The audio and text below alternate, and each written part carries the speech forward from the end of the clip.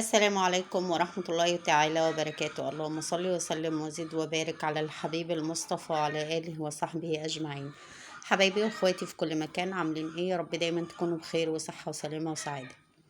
يا ريت لو مشتركتوش في القناة تشتركوا وتفعلوا زر الجرس، ويا ريت لايكات كتير جدا جدا على الفيديو ده علشان يوصل لأكبر عدد من اخواتنا ويستفيدوا معانا بتطورات الأسعار.